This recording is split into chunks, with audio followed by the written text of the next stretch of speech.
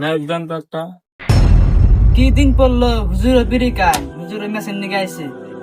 হুজুর তো খাবার মন চা কিনবেনি আপনি সিনকে প্লান পাঠা দিবেন নয় বাঙ্গ করতেন আমরা নিয়ে দিতাম।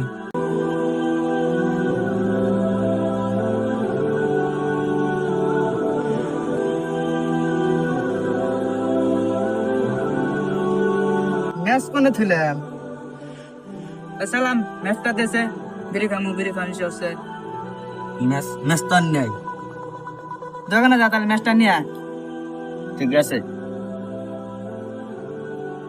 দুপুর হয়ে গেছে দর্শক বন্ধু ম্যাচ পেলাম না।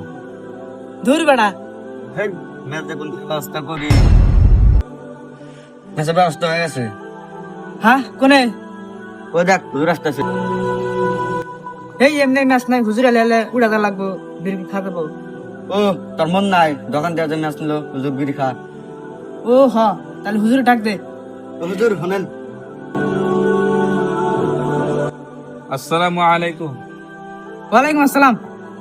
তাহলে হুজুর আছে? কি ভাই আমি তো বুঝলাম না।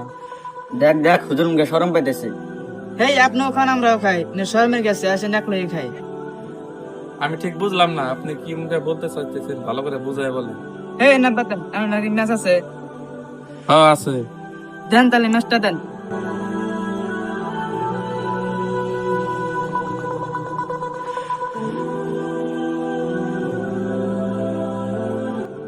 ও তাহলে এতক্ষণ আপনারা বিড়ি খাওয়ার কথা বললেন আমাকে।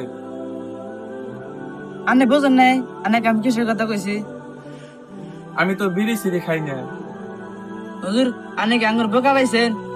অনেক বিড়ি খান না তাহলে ম্যাচ না করেন কে? যারা বিড়ি কে হার আসে ম্যাচ না করে অনেক রাস্তাঘাটে রান্না বাড়ি করেন আনাতে ম্যাচ না করেন। সালাম হুজুর বলে বিড়ি খায় না।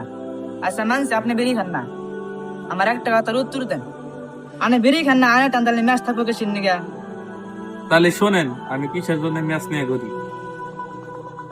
যখন আমার পাপ কাজ করতে মনে চায় তখন আমি ম্যাচের আগুন দেয়া হাতকে পোড়াই, যাতে আমার জাহান্নামের কথা মনে পড়ে।